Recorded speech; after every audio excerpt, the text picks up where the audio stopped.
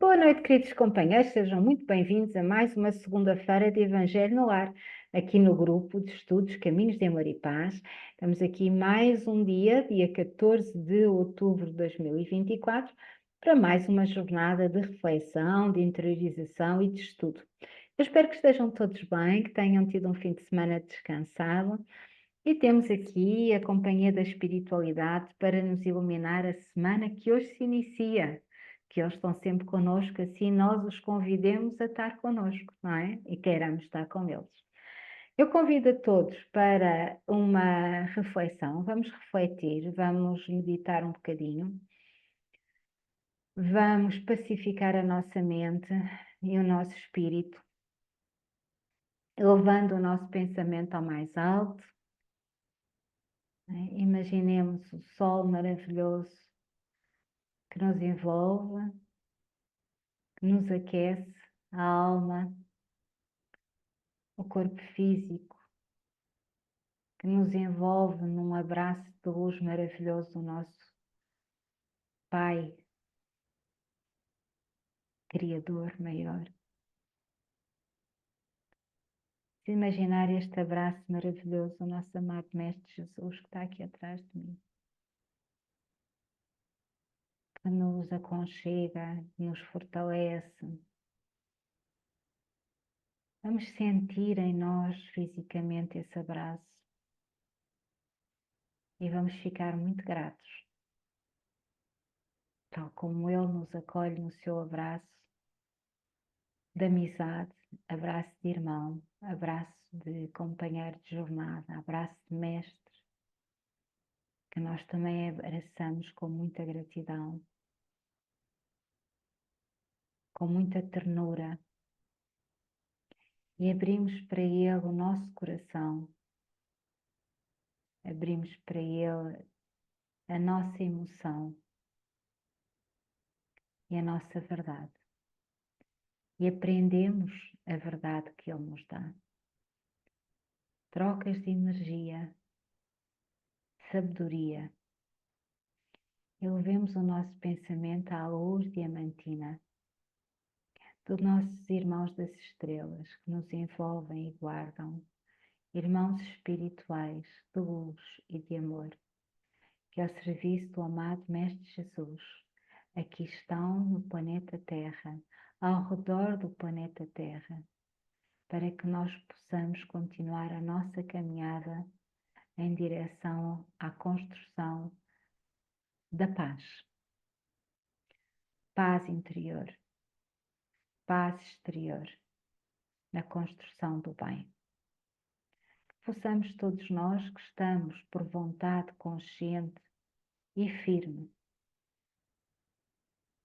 entregues à vontade maior de construir o amor e a paz, vamos dar as mãos, todos nós, ao redor deste planeta e vamos alargar o círculo, integrando neste dar de mãos amoroso e fraterno os nossos irmãos das estrelas,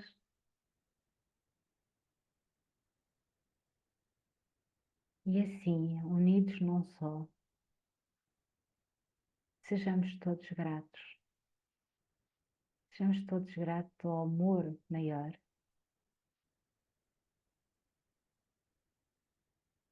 Amado Pai, que se faça em cada um de nós a tua vontade e não a nossa, pois tu sabes melhor do que nós, porque nós nos esquecemos ao reencarnar. O propósito maior do nosso trabalho neste plano, que possamos sempre ser merecedores do vosso apoio, do vosso abraço, do apoio de todos os irmãos que estão conosco neste momento, encarnados, desencarnados, da luz, do amor e da paz, irmãos das estrelas, que todos juntos, num abraço fraterno, possamos unir vontades e mentes num amor que queremos construir em nós e na paz que queremos ver neste planeta. Que a luz se faça em nós e que brilhe para além de nós, unindo e integrando toda a natureza, a nossa Mãe Terra, os nossos irmãos animais, os nossos irmãos plantas, os nossos irmãos forças da natureza, a terra, o ar, o mar e o fogo. E que assim seja. E assim já é. Gratidão. Vamos respirar profundamente. Vamos voltar aqui ao nosso plano de estudos. E assim, vamos dar início ao nosso estudo com a leitura do Evangelho segundo o Espiritismo, que será comentada pelo livro Fonte Viva, Psicografia de Chico Xavier, ditado pelo Espírito Emmanuel. Para ler o Evangelho temos connosco a nossa irmã Suzy. Olá, Suzy, boa noite, como estás tu? Olá, boa noite. Está tudo bem, muito Boa obrigada. noite. O tempo agora é teu. Vais iniciar como quiseres. Vamos então fazer a leitura do Evangelho segundo o Espiritismo, capítulo 6, item 8, que é o Cristo Consolador. Deus consola os humildes e dá força aos aflitos, que imploram por ela. Seu poder cobre a terra inteiramente e por toda a parte, ao lado de cada lágrima, ele colocou um bálsamo que consola. O devotamento e a abnegação são uma prece contínua e encerram um ensinamento profundo. A sabedoria humana reside nessas duas palavras, que todos os espíritos sofredores possam compreender essa verdade em vez de se revoltarem contra as dores e os sofrimentos morais que são o seu quinhão aqui na Terra.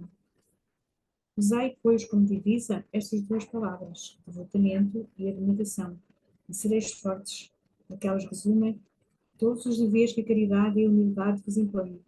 O sentimento do dever cumprido vos proporciona a tranquilidade de espírito e a resignação. O coração trabalha melhor, a alma se acalma e o corpo não sofre mais desfalecimentos, visto que quanto mais o espírito é profundamente atingido, mais o corpo sofre. O Espírito da Verdade, Ave 1863. E que assim seja. Que assim seja, Suzy. É uma leitura lindíssima que nos saiu sensivelmente há 2 semanas, não foi? Não tenho aqui presente agora a data. Tenho, sim, senhor. Foi no dia 16 de setembro. Portanto, foi há menos de um mês, não é, Há Suzy? menos de um mês. Há menos de um mês. E voltou a sair hoje, é porque nós temos ainda a aprender alguma coisa com ela. E ao ouvir a Suzy ler, eu associei aqui a sabedoria humana reside nestas duas palavras, devotamento e abnegação. Eh, o devotamento à abnegação, como nós dizíamos, isto há menos de um mês, é de facto o trabalho do orgulho e do ego. E lembrando uma palestra que vi, que estávamos até há pouco a falar, nós com a questão do orgulho e do egoísmo, com esta questão ainda de ligarmos tanto ao ego, de sermos tão ainda cheios de melindres, diria eu. E estou-me a rir porque de facto é curioso pensar assim, mas nós melindramos-nos muito com muita coisa, não é? E somos comparados a crianças no estágio evolutivo em que estamos, não é? E as crianças, quando são contrariadas, fazem o quê? Fazem birras. E se nós olharmos um bocadinho sobre essa ótica, nos seres que são mais evoluídos, ética e moralmente do que nós, têm uma vibração já de amor maior e portanto, são muito mais, ehm, focados, como Jesus era focado quando andou por cá e nos deu esse exemplo, focado naquilo que é realmente importante. E se nós somos melindrados ou não somos melindrados, somos contrariados ou não somos contrariados, isso não é importante. Porque, como diziam os nossos irmãos, perdemos muita energia com esse tipo de comportamentos, energia essa que podíamos usá-la para trabalhar em nós mesmos, o nosso interior, trabalhar um bocadinho o nosso ego, trabalhar um bocadinho o nosso egoísmo. No fundo, é aquilo que nos diz o Espírito da Verdade, esse grande mestre, que é trabalharmos o devotamento e a abnegação, sermos devotados, sermos determinados, termos a fé de acreditar e de trabalhar e de nos comprometermos com a verdade, com a essência, com aquilo que vale mesmo a pena, diria eu, com a construção constante do bem, não perdermos o foco com tanta frequência em coisas que não têm importância absolutamente nenhuma. E quando nós temos esta consciência daquilo que realmente é importante, que realmente faz a diferença em nós, nos acrescenta alguma coisa em termos interiores, acabamos por olhar para algumas coisas da ilusão da vida em que vivemos, com com alguma compaixão, diria eu, por um lado, e com alguma displicência, diria eu, por outro. Compaixão com todos nós que ainda estamos num processo de entendimento, não é? E tal como as crianças, erramos e acertamos, erramos e acertamos, assim como com algum desprendimento por tudo aquilo que nós já entendemos que de facto não nos levam a lado nenhum e que não interessam de facto para nada. E falo de coisas pequeninas, de contrariedades, de, de, um, de pequenas lutas de poder que nós nem as entendemos como lutas de poder, mas que são quando nós somos contrariados num propósito, quando vimos que querem usar-nos para um propósito, e nós normalmente regateamos esses comportamentos, não é? Nós reagimos a esses comportamentos, sejam eles nossos para os outros, seja dos outros para nós. E se nós pararmos um bocadinho para pensar, se calhar nem vale a pena, não é? É daquelas coisas que, se não acrescenta muito, se também não tira muito daquilo que é essencial para nós, não vale a pena. E aqui vamos nos abnegando a um comportamento que nos é fiel, que somos nós para connosco mesmos, numa ética e num respeito maior, que foi isso que Jesus nos vai ensinar, e que é um comportamento de maior maturidade. Portanto, deixamos de fazer birra, diria eu, e aqui estou-me a rir outra vez, estou a imaginar as crianças pequeninas que nós somos ainda nas nossas questões diárias de uns com os outros, não é? Que nunca pensamos que estamos a fazer birras, não é? Não, de todo. Estamos a marcar posição, diremos nós. E a marcar posição é o quê? É o nosso ego a dizer, epá, não, a mim não, tem lá calma que a mim não. E isso gasta-nos tanta energia, não é? Se não nos gasta energia naquele momento, nós ficamos com aquilo na nossa mente, aquela energia que recebemos do outro e que demos ao outro, baixamos de vibração, etc. Aquilo fica cá, a vibração plasma-se em nós, não é? E demora tempo a sair, e demora tempo a sair da nossa mente. E nós, se calhar, ao fim do dia, perguntamos a nós mesmos: e valeu a pena? Se calhar não valeu a pena. Ora bem, para comentar, isto foi uma interpretação que eu não fiz e a Suzy, se calhar, também não. Em setembro, quando lemos esta lição, não é? E que agora veio por uma frase ligar àquilo que já fomos aprendendo e fomos estudando desde o dia 16 de setembro até hoje. Vocês dizem, Maria João, não passou nem um mês. Pois não, mas os tempos estão muito rápidos e nós vamos aprendendo muito rápido as coisas. E, portanto, partilho esta interpretação convosco, que é mais uma das muitas que se podem fazer deste texto maravilhoso do Espírito da Verdade. Para comentar este texto, nós temos o capítulo 142 do livro Fonte Viva, a Psicografia de Chico Xavier, ditado pelo Espírito de Emmanuel, que também tem um título curioso. Hoje, hoje as leituras são para nós crianças, que se intitula Não Furtes. A mesma coisa que dizer não roubes, não é? A forma delicada de dizer não roubes. E é um texto muito sério. Tem um título que pode ser um bocadinho mais jocoso, mas é muito sério. E começa com Paulo na carta aos Efésios. Efésios são os que residem em Éfeso, na atual Turquia, neste momento, e onde está a casa, a última casa, diz-se, não sabemos sim, se não, isto é tudo, estamos ainda num estágio de conhecimento ainda às vezes um bocadinho turpado, mas diz-se que é lá que está a última casa, a última residência da nossa querida Mãe Maria. Eu já tive a oportunidade de lá estar e de facto presenciei, e ao lado está o primeiro templo onde viveu o nosso querido e amado João. E então esta é uma carta de Paulo aos Efésios, capítulo 4, versículo 28, e desculpa-me que eu fui de repente para a Turquia, já voltei, diz-nos o seguinte: aquele que furtava, não furte mais, antes trabalhe, fazendo com as suas mãos o que é bom, para que tenha o que repartir com o que tiver necessidade. E nós, ao lermos este capítulo 4, versículo 28 da carta de Paulo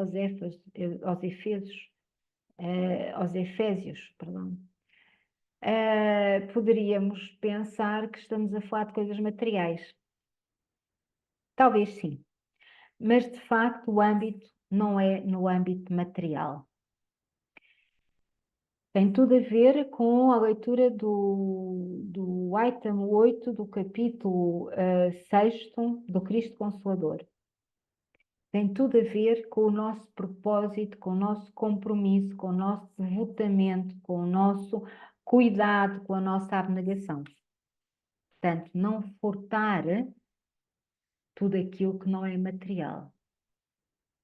E a abordagem é muito curiosa. Diz-nos então Emmanuel: há roubos de variada natureza, jamais catalogados nos códigos de justiça da terra. De facto, nos códigos da justiça da terra, nos grandes compêndios e livros de direito, nas magistraturas, estes assuntos não estão codificados. E estes roubos não sofrem a pena da justiça terrena. E continua Emmanuel: furtos de tempo aos que trabalham, assaltos à tranquilidade do próximo, depredações da confiança alheia, invasões nos interesses dos outros, apropriações indébitas por meio do pensamento, expoliações da alegria e da esperança. E há pouco, quando nós conversávamos sobre nós sermos crianças e o regatearmos, é uma palavra forte, mas o entrarmos em lutas de poder só porque somos contrariados, ou porque não podemos fazer as coisas à nossa maneira, ou porque alguém põe em questão a nossa seriedade, mas por questões pequenas, não é? Estamos a ser furtados no tempo que devíamos estar a trabalhar para o bem, não é? Somos assaltados na nossa própria tranquilidade, muitas vezes com estas questões, assim como nós também assaltamos a tranquilidade dos outros quando vamos com estas questões, não é? E aqui estas interpretações têm sempre duas vias: aquilo que nós fazemos aos outros e aquilo que os outros nos fazem a nós neste mesmo âmbito, não é? As depredações da confiança alheia, quando nós pomos em questão aqueles em quem confiamos e os outros põem em questão a nossa própria confiança por questões infundamentadas muitas vezes só por bagatelas ou questionamentos de confiança por coisas simples, só porque não se consegue afirmar o poder, ou por uma postura mais egoísta, não deixar que o outro brilhe um pouco mais, e então nós vamos ali e acabamos por levantar falsas verdades ou falsos testemunhos, depedrando a confiança dos outros, não é? Os outros a nossa. Invasões nos interesses dos outros, quantas vezes nós nos sobrepomos aos interesses dos outros e quantas vezes os outros, por orgulho, se sobrepõem aos nossos por guerras de pequenos poderes, pequenas questões do dia a dia. E eu não estou a falar de grandes questões, estou a falar daquilo que nós temos que trabalhar em nós e não deixar que os outros usufruem ou furtem, usando as palavras de Emmanuel, aquilo que a nossa paz, somos nós que temos que dar um basta nas questões todas que aqui estamos a falar. Somos nós que temos que já identificar estas questões primeiro dentro de nós. E quando estão identificadas dentro de nós entendemos os sinais nos outros e pomos logo ali um basta, um chega, não é? Com muito carinho, com muita caridade, com muita compaixão, mas não deixar que nos roubem a nossa paz, que nos roubem a nossa tranquilidade, que nos assaltem a nossa confiança, não é? Naquilo que nos é possível. E aqui está uma difícil que é a apropriação indébita por meio do pensamento. Isto é muito utilizado hoje em termos de massas, de grandes grupos, não é? Manipulação do nosso próprio pensamento através de ideias. Nós já falámos muito nisto, de ideias que nos levam ao medo, ideias que nos levam à limitação, ideias que nos cerceiam a liberdade, coisas que são ouvidas e são ditas assim como quem não quer a coisa e que ficam na nossa mente, criando-nos pensamentos que ficam a trabalhar constantemente com vida própria e que nos criam medo, que nos criam insegurança, que nos criam outros pensamentos idênticos e que nos tiram a nossa paz mental. E isto nós fazemos aos outros com pequenas palavras, temos de ter cuidado, os outros fazem a nós, mas é uma técnica usada em massa neste momento que faz parte da própria regra do mundo, da matéria, para manipular as massas, é a mesma coisa manipular os homens em grupos grandes, não é isso? Isto é feito desde sempre. No tempo do Cristo já era assim que se funcionava e nós vimos o julgamento, aquilo que chega a nós, que pode ser o julgamento do Cristo por Pilatos, pode não ter sido assim, pode ter sido de outra forma, mas naquilo que nós vamos sabendo neste momento, o que é que houve ali? Ali houve uma apropriação indébita por meio do pensamento, não é? Alguém pegou no pensamento de toda aquela gente e manipulou-o contra Jesus. Se este episódio foi real, se não foi, temos aqui um exemplo de ficção. Nós não sabemos hoje em dia muito bem o que é real e o que não é, porque a própria história está muito alterada, foi toda ela muito manipulada, mas vamos partir desse princípio para não criar aqui confusão. E o que é que houve? Houve uma apropriação indébita por meio do pensamento de alguém que queria modificar e levar as massas a condenar Jesus e não condenar outra pessoa. E, portanto, isto acontece com muita frequência e em coisas muito pequenas, e temos de ter muita atenção que nós estamos numa época em que as pessoas não pensam muito, que nós somos levados a não pensar muito, nós somos levados rapidamente a reagir, a aceitar e reagir, em termos de ação, e esta rapidez leva a que facilmente as massas possam ser manipuladas. E, portanto, há que ter atenção para nós, há que ter atenção para os que estão à nossa volta, portanto, há que ter paciência, há que ter calma e há que ter alguma compaixão, se não muita, não é? Porque é fácil neste momento, está muito, muito fácil.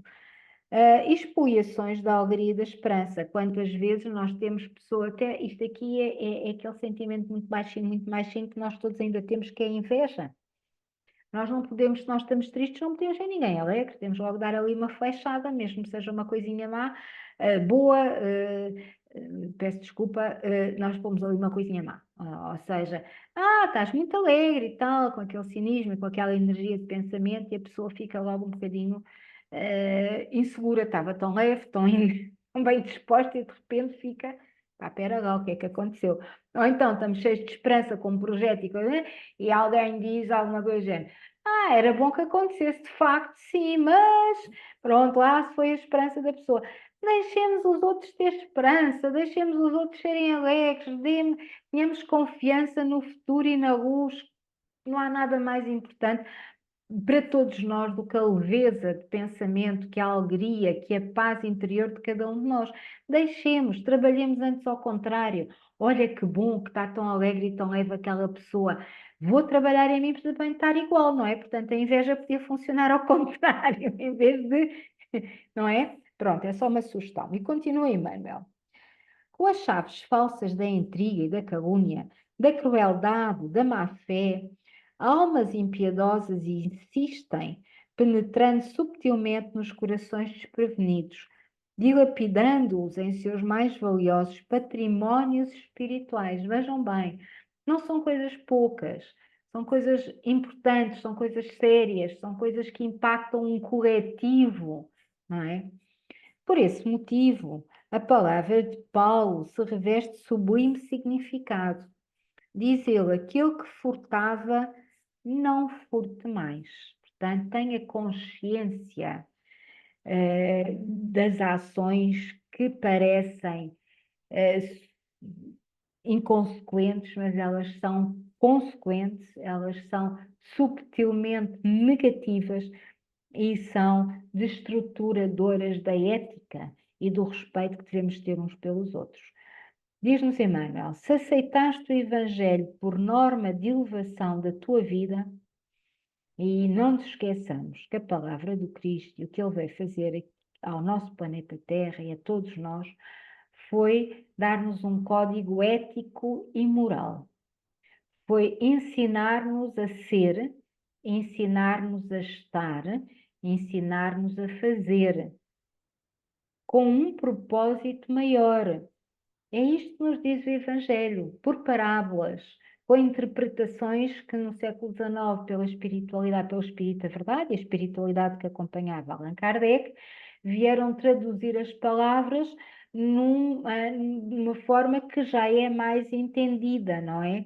Portanto, se aceitaste o Evangelho por norma de elevação da tua vida, procura, acima de tudo, ocupar as tuas mãos em atividades edificantes, a fim de que possas ser realmente útil aos que necessitam. Por mãos, entendemos também por mente, por coração, por consciência. Nós, se fizermos na ação, fantástico, mas não podemos partir para a ação sem trabalharmos dentro de nós, como nós já vimos. Portanto, há muito trabalho a fazer no nosso próprio silêncio, no nosso próprio interior. Há muito trabalho a fazer na integração do Evangelho, como sugere Emmanuel, com estes códigos de éticas e morais e respeito que são cósmicos e universais. Portanto, arregacemos as mangas e trabalhemos, não é? Na preguiça está sediada a gerência do mal. Quem alguma coisa faz tem algo a repartir, sempre. E quando nós mudamos alguma coisa dentro de nós estamos a ativar mais luz em nós, e mais luz que ativamos em nós é ativada para toda a gente. Não somos nós que decidimos isso. É uma lei cósmica e universal.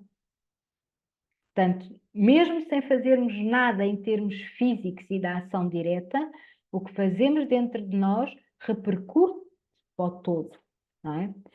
Busca o teu posto de serviço, cumpre dignamente as tuas obrigações de cada dia e, atendendo aos deveres que o Senhor te confiou, atravessarás o caminho terrestre sem furtar a ninguém.